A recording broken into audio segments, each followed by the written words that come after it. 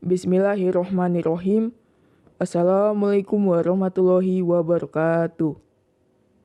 Pada kesempatan kali ini, saya Muhammad Ilham Fadilah dan Aska Syauki Fadil dari kelas penerbitan 1C. Kami ingin mempresentasikan materi pertemuan ke-10 mengenai menerapkan nilai-nilai Islam dalam ilmu pengetahuan. Baik, yang pertama saya akan menjelaskan tentang pengertian dari kata nilai.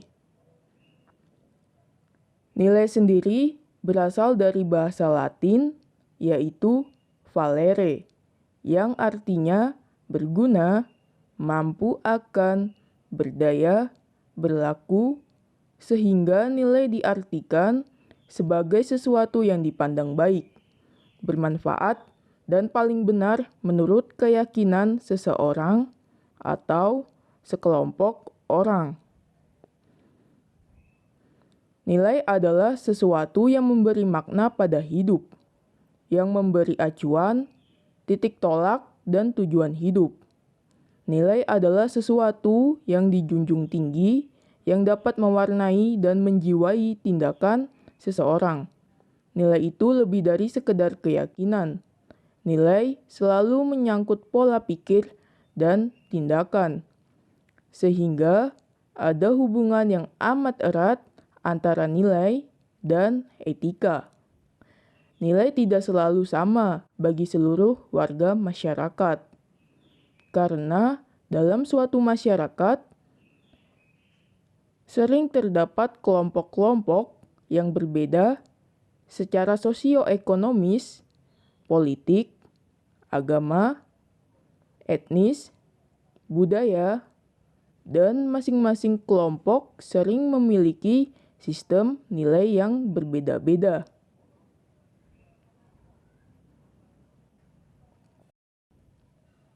Oke, lanjut yang kedua. Tentang nilai dalam pandangan Islam. Dalam pandangan Islam, nilai terbagi atas dua macam, yaitu nilai yang turun dari Allah Subhanahu wa Ta'ala yang disebut dengan nilai ilahiyah, dan nilai yang tumbuh dan berkembang dari peradaban manusia sendiri yang disebut dengan nilai insaniyah. Kedua, nilai tersebut selanjutnya membentuk norma-norma atau kaidah-kaidah kehidupan yang dianut dan melembaga pada masyarakat yang mendukungnya. Sebagai hamba dan khalifah Allah, manusia mempunyai kewajiban untuk memahami, menghayati, mengamalkan, dan melestarikan nilai yang diyakini. Upaya itu harus ditopang oleh dua komitmen terhadap hubungan vertikal atau hablim minallah dan komitmen terhadap hubungan horizontal atau hablim minal nas dan hablim min alalam.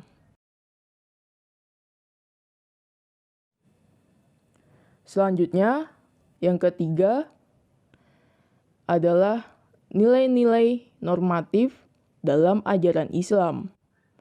Nilai tersebut terdiri atas 3 pilar utama, yaitu yang pertama ada itikadiyah, yang berkaitan dengan pendidikan keimanan seperti percaya kepada Allah, malaikat, Rasul, kitab, hari akhir, dan takdir, yang bertujuan untuk menata kepercayaan individu.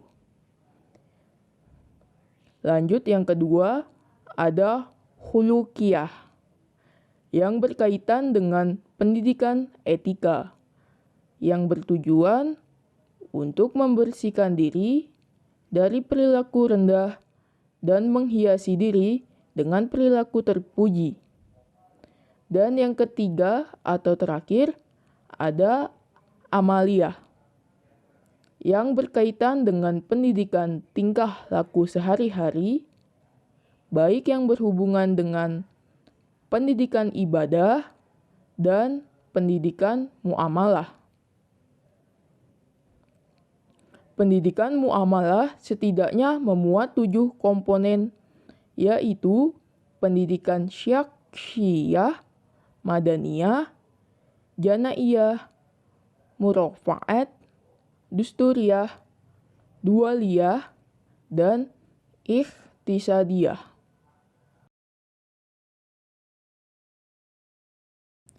Selanjutnya, kita akan membahas tentang pendidikan muamalah. Pendidikan muamalah terdiri dari 7, yaitu yang pertama ada pendidikan syakhsiyah, seperti perilaku individu, seperti masalah perkawinan, hubungan suami istri dan keluarga, serta kerabat dekat, yang bertujuan untuk membentuk keluarga sakinah dan sejahtera. Lanjut yang kedua, ada pendidikan madaniyah, yang berhubungan dengan perdagangan seperti upah, gadai, kongsi, dan sebagainya, yang bertujuan untuk mengelola harta benda atau hak-hak individu. Lanjut yang ketiga, ada pendidikan janaiyah, yang berhubungan dengan pidana atas pelanggaran yang dilakukan, yang bertujuan untuk memelihara kelangsungan kehidupan manusia, baik berkaitan dengan harta, kehormatan, maupun hak-hak individu lainnya. Lanjut yang keempat, ada pendidikan murafa'at, yang berhubungan dengan acara seperti peradilan, saksi, maupun sumpah, yang bertujuan untuk menegakkan keadilan di antara anggota masyarakat. Selanjutnya, yang kelima, ada pendidikan dusturiyah, yang berhubungan dengan undang-undang negara yang mengatur hubungan antara rakyat dengan pemerintah atau negara, yang bertujuan untuk stabilitas bangsa dan negara. Selanjutnya, yang keenam, ada pendidikan dualiyah, yang berhubungan dengan tata negara seperti tata negara Islam, wilayah perdamaian dan wilayah perang, dan hubungan muslim satu negara dengan muslim di negara lain, yang bertujuan untuk perdamaian dunia. Selanjutnya yang ketujuh, ada pendidikan ikhtisadiyah, yang berhubungan dengan perekonomian individu dan negara, hubungan yang miskin dan yang kaya, yang bertujuan untuk keseimbangan atau pemerataan pendapatan. Selanjutnya, kita akan membahas tentang nilai-nilai ajaran Islam. Nilai-nilai ajaran Islam mengajarkan kepada setiap umatnya agar bersikap seimbang, yakni memerhatikan kebutuhan hidup di dunia dan akhirat, jasmani dan rohani, spiritual dan material, bersikap demokratis, toleransi atau tasamu, manusiawi atau memperlakukan manusia sesuai dengan batas-batas kesanggupannya, egaliter atau kesederajatan umat manusia di hadapan Tuhannya, jujur, adil, solider, berorientasi pada mutu yang unggul, terbuka dan menerima pendapat dari manapun, secara selektif atau sesuai Al-Quran dan As-Sunnah. Selanjutnya, menghargai waktu, kerja keras, produktif dan positif, bekerja dengan perencanaan dan berdasarkan pada hasil penelitian. Selanjutnya, ada modern, inovatif, kreatif, menerima perubahan, mengutamakan persaudaraan dan persahabatan dengan manusia. Rasional atau dapat diterima oleh akal pikiran. Lalu sesuai dengan waktu dan tempat.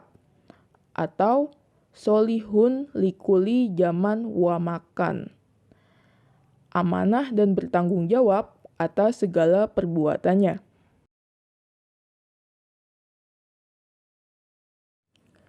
Selanjutnya, kita akan membahas tentang nilai-nilai ajaran Islam dalam pendidikan Islam yang secara garis besar mencakup 3 aspek, yaitu yang pertama ada akidah. Akidah dalam syariat Islam meliputi keyakinan dalam hati tentang Allah, Tuhan yang wajib disembah, ucapan dengan lisan dalam bentuk 2 kalimat syahadat, yaitu menyatakan bahwa tiada Tuhan selain Allah dan bahwa Nabi Muhammad sebagai utusannya. Akidah demikian itu mengandung arti bahwa dari orang yang beriman tidak ada dalam hati atau ucapan di mulut dan perbuatan, melainkan secara keseluruhan menggambarkan iman kepada Allah Subhanahu wa Ta'ala. Yakni tidak ada niat, ucapan, dan perbuatan yang dikemukakan oleh orang yang beriman kecuali yang sejalan dengan kehendak dan perintah Allah serta atas dasar kepatuhan kepadanya. Akidah sebagai bagian dari nilai-nilai ajaran Islam harus berpengaruh ke dalam segala aktivitas yang dilakukan peserta didik atau mahasiswa, sehingga aktivitas tersebut bernilai ibadah. Dengan demikian, akidah Islam bukan sekedar keyakinan dalam hati, melainkan pada tahap selanjutnya harus menjadi acuan dan dasar dalam bertingkah laku serta berbuat yang pada akhirnya menimbulkan amal soleh.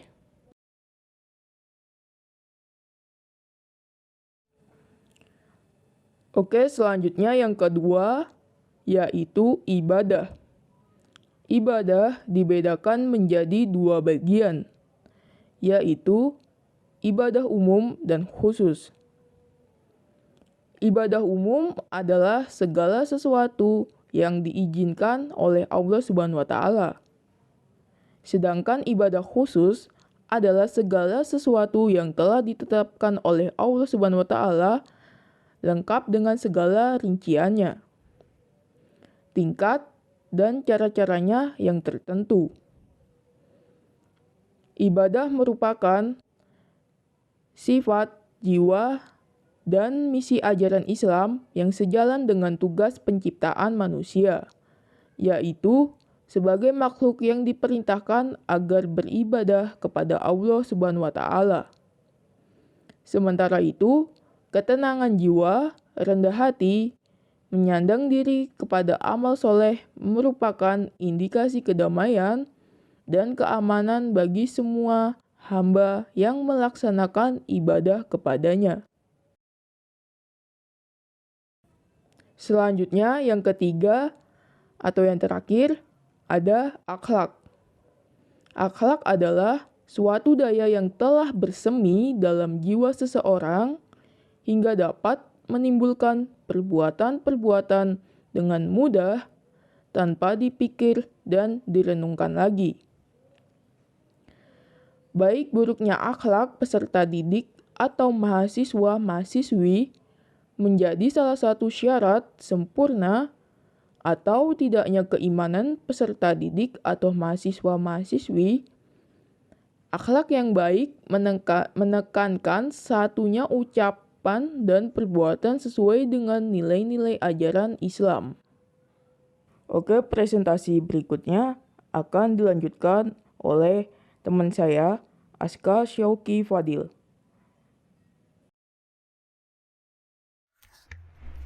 Assalamualaikum warahmatullahi wabarakatuh. Perkenalkan, nama saya Aska Syauki Fadil, kelas penerbitan 1C. Di sini saya akan melanjutkan presentasi dari teman saya, Muhammad Ilham Fadilah. Oke, di saat ini saya masih akan menjelaskan tentang nilai-nilai Islam dalam sistem pembelajaran. Secara kualitatif, belajar adalah sebuah proses memperoleh pemahaman serta cara-cara menaksirkan dunia di sekeliling peserta didik. Seseorang disebut belajar atau melakukan tindakan belajar apabila ia mengalami perubahan-perubahan dalam dirinya atau berproses lebih dari sebelumnya. Maka seseorang yang sedang atau telah belajar akan mengalami suatu proses perubahan dalam dirinya atau tidak tahu menjadi tahu, dari kurang baik menjadi baik, dan lain sebagainya. Kutipan Syah pada tahun 2003. Dalam bukunya, Syekh Al-Zarnuji menekankan pada aspek batiniah maupun adab lahiriah dalam pembelajarannya. Buku ini mengajarkan bahwa dalam proses pembelajaran tidak hanya terfokus dalam transfer ilmu, namun juga transfer nilai adab. Kutipan Zamhari serta Masamah pada tahun 2017. Adapun beberapa nilai-nilai Islam dalam sistem pembelajaran yang terangkum dalam buku ini, antara lain sebagai berikut. Yang pertama itu adalah mencari ilmu adalah ibadah. Dalam hal ini, maka niat talabul ilmi yang merupakan hal fardhotun itu tidak boleh ditinggalkan. Yang kedua adalah bijak dalam pemilihan ilmu. Guru maupun teman dalam bermusyawarah dalam proses pembelajaran.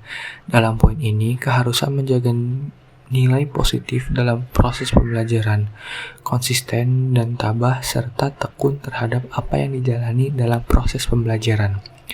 Yang ketiga adalah menghormati dan menghargai ilmu serta ahli ilmu. Yang keempat adalah tujuan mencari ilmu adalah mencari ridho Allah, memajukan agama, dan menghilangkan kebodohan. Yang kelima adalah mempersiapkan diri sebaik mungkin dalam proses pembelajaran. Dalam hal ini artinya seseorang pembelajar hendaknya membersihkan dirinya dari segala sifat tercela, karena proses pembelajaran adalah proses pembentukan jiwa. Kutipan Juhji pada tahun 2015. Selanjutnya, saya akan membahas materi tentang implementasi nilai-nilai Islam dalam dunia pendidikan. Keimanan terhadap Islam sebagai sebuah manhajul hayah atau sistem hidup akan senantiasa membawa seorang muslim untuk kembali kepada ajaran agamanya. Segala permasalahan akan diupayakan untuk ditinjau dari kacamata Islam. Bagaimana Islam mendudukan persoalan tertentu. Demikian pula seorang muslim akan mendudukan persoalan tersebut. Dunia pendidikan dalam hal ini tidak terkecuali seseorang guru atau tenaga pendidik muslim. Sebelum dia berperan sebagai guru atau tenaga pendidik, dia adalah seorang muslim. Artinya, dia akan memenuhi panggilan hati nuraninya untuk senantiasa membawa misi Islam dalam kehidupannya. Dan misi Islam itu adalah rahmatan lil alamin. Selanjutnya, meletakkan wacana pendidikan dalam bingkai ajaran agama Islam. Tentu juga bukan sesuatu yang aneh, sebab para nabi dan Rasulullah Shallallahu Alaihi Wasallam yang merupakan manusia-manusia figur keagamaan adalah guru-guru kehidupan. Tugas pokok dan misi utama mereka adalah pendidikan dan pengajaran. Mereka adalah tokoh-tokoh pendidikan. Di dalam Al-Quran, Allah Subhanahu wa Ta'ala mengabadikan doa Nabi Ibrahim alaihissalam kepada bapak para nabi di surat Al-Baqarah ayat 129 yang artinya, "Ya Tuhan kami, utuslah untuk mereka seorang rasul-rasul dari kalangan mereka yang akan membacakan kepada mereka ayat-ayat Engkau dan mengajarkan kepada mereka Alkitab atau Al-Quran dan Al-Hikmah atau As-Sunnah, serta mensucikan mereka. Sesungguhnya Engkaulah yang Maha Kuasa lagi Maha Bijaksana." Quran Surat Al-Baqarah ayat 129. Ayat ini dalam konteks doa Nabi Ibrahim untuk cucu-cucu putranya, Ismail alaihi salam. Lebih spesifik, ayat ini tentang penutup para nabi sekaligus Nabi termulia Muhammad Shallallahu Alaihi Wasallam. Dalam doanya itu, Ibrahim merinci misi kenabian Rasulullah Shallallahu Alaihi Wasallam. Ia menyebut 3 strategi. Yang pertama membacakan, yang kedua mengajarkan, dan yang ketiga yang terakhir adalah mensucikan. Tak pelak, ketiganya adalah tugas pendidik. Tidak salah bila dikatakan bahwa pendidikan adalah bagian integral dan tak terpisahkan dari ajaran Islam. Makalah ini tidak berpotensi untuk merinci sistem pendidikan Islam. Pendidikan Islam terlalu luas untuk dituangkan dalam tulisan sederhana ini. Makalah ini hanya akan menyinggung dasar filsafat pendidikan Islam beserta metodenya, 2 segi yang dianggap paling mendasar dalam pendidikannya. Bila yang pertama merupakan dasar nilai, maka yang kedua adalah implementasi nilai-nilai tersebut. Maka dari itu saya mengucapkan sekian, terima kasih, kurang lebih mohon maaf. Wassalamualaikum warahmatullahi wabarakatuh.